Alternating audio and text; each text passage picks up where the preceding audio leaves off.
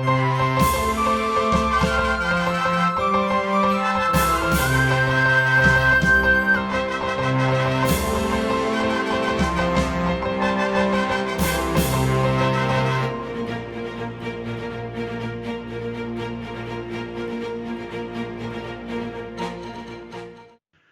right, folks.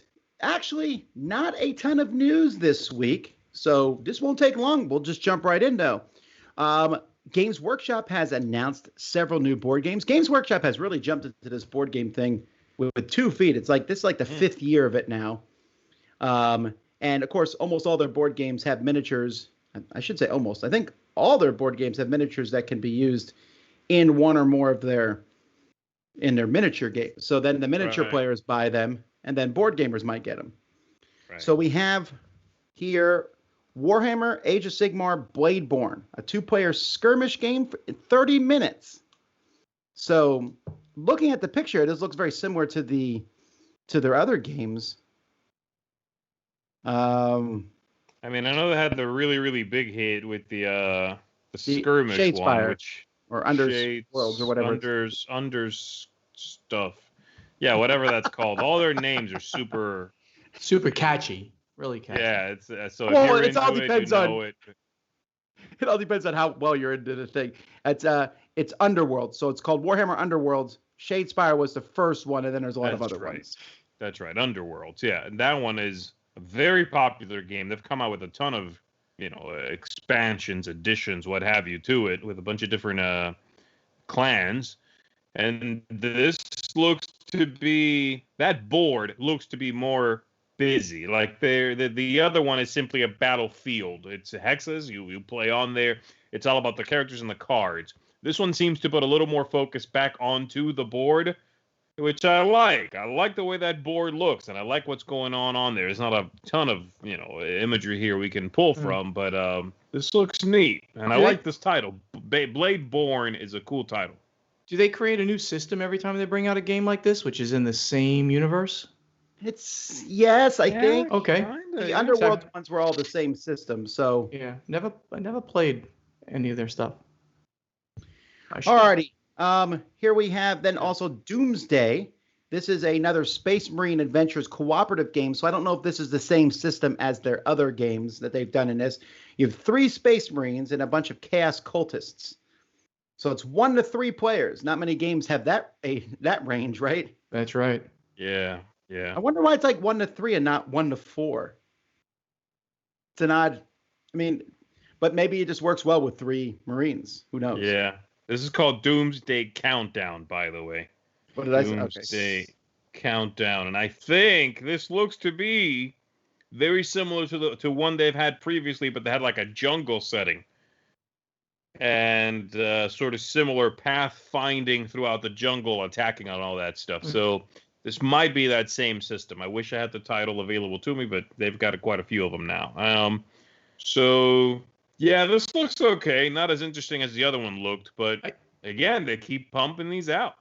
I gotta say, I love the way this board looks. You do? Really? Yeah, it's because it's so different and odd and weird. These look like they're caverns or something like that, like they're one-way passages. I do like it. I wonder if it's modular. Interesting. No, I like this.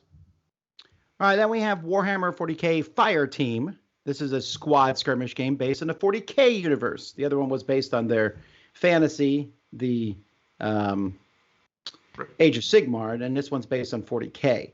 This map this one I think looks the most interesting to me, but I also like the Necrons. The Necrons, which are essentially a Terminator, group in the 40K universe, evil robot type things. I like that. That sounds fun. That board to me kind of looks weirdly small or something. I wonder if like the miniatures on it are correctly placed on there to scale, because if they are, the board looks a little small, right? Well, it looks like a map of the world or something, right? And then there's maybe a figure stands for a whole squad or something. Yeah, probably. It looks like a world map, so therefore that's like probably a group in that area. It's a guess. Yeah. Now, the biggest announcement they have here is Warhammer Quest, a new version of this, Warhammer Quest Cursed Cities. So Warhammer Quest, of course, is a game that a lot of people talk about, a cooperative dungeon crawl type game. And now they have it, and you have a band of heroes trying to stop a city filled with vampires and undead. Ooh. This one's going to do really well, I think.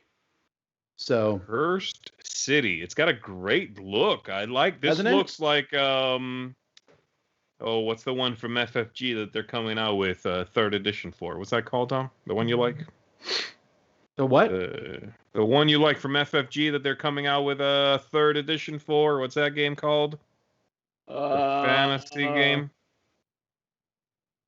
Oh, Descent. Descent. Yeah, there we go. Oh my word! I was like, "What? Oh, you mean Descent?" I got it. I just forget titles of these things. So Descent: Journeys in the Dark, right? That's what it's called. And it looks like maybe Descent 2 or something. That's sort of the vibe I'm getting from looking at all this, but it looks really neat. This does look good. So big news last week. It actually happened like an hour after we did our news, so we weren't able to squeeze it in. But so we've been talking about GameFound. GameFound is rearing up to be a competitor to Kickstarter, and they're doing it on a slow basis. They started with their own project from their company, their sister company, Awaken Realms, and then they just put up another project from Lucky Duck Games. But now they've announced a slew, and they've brought in some pretty big publishers. They brought in Peterson Games, who people know for Cthulhu Wars, has a whole slew of games they'll be doing.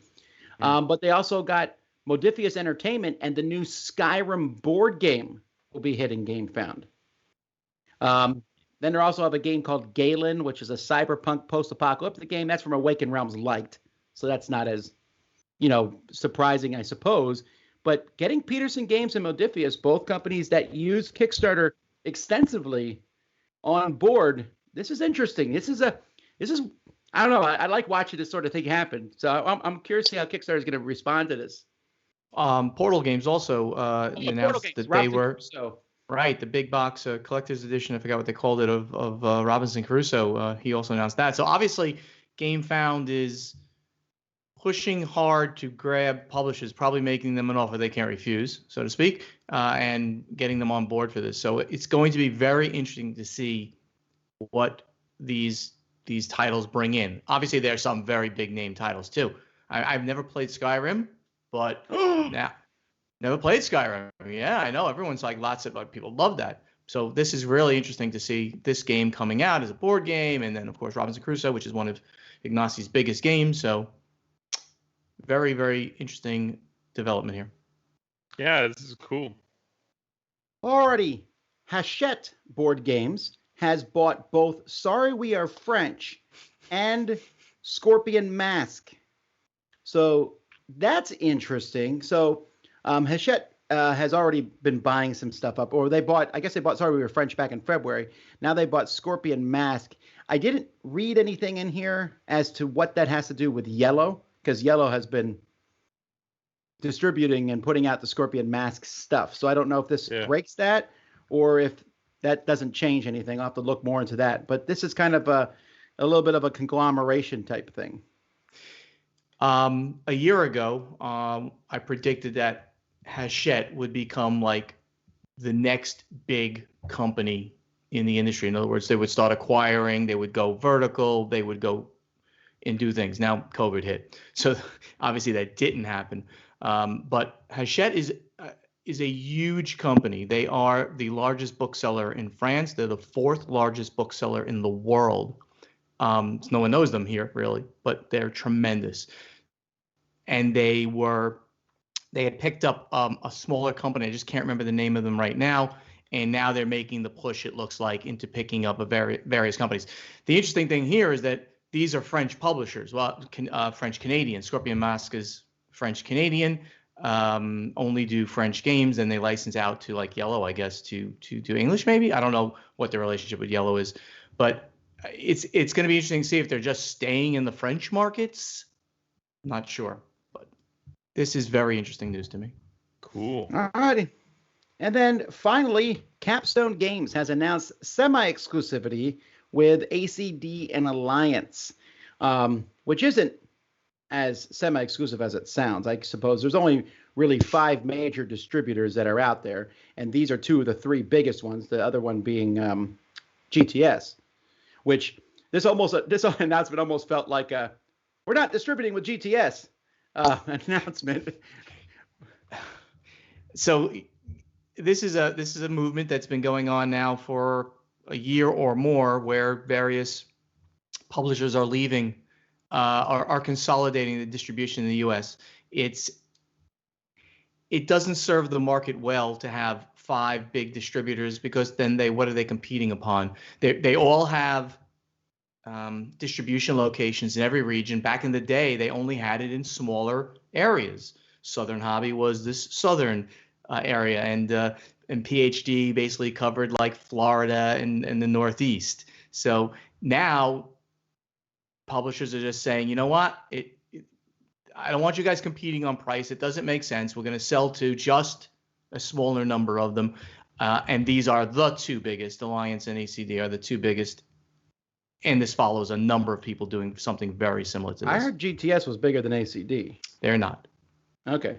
They're not in games. In games, and they also focus on their exclusives, because they do have they have a couple of companies that only go to them.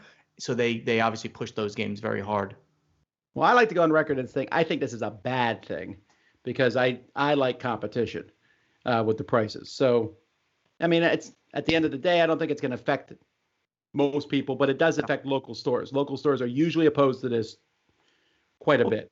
No, they right. A local store wants to go and try to get as much with a given distributor. So if they are a GTS distributor, for instance, and that's where they want to get everything, and now they can't get it there, they're going to have to open a new account. Every local store has an account with all the distributors, unless they're in a location that is just not served by that distributor.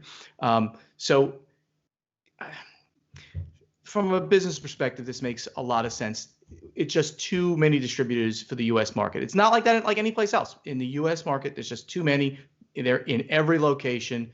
This streamlining is a good thing.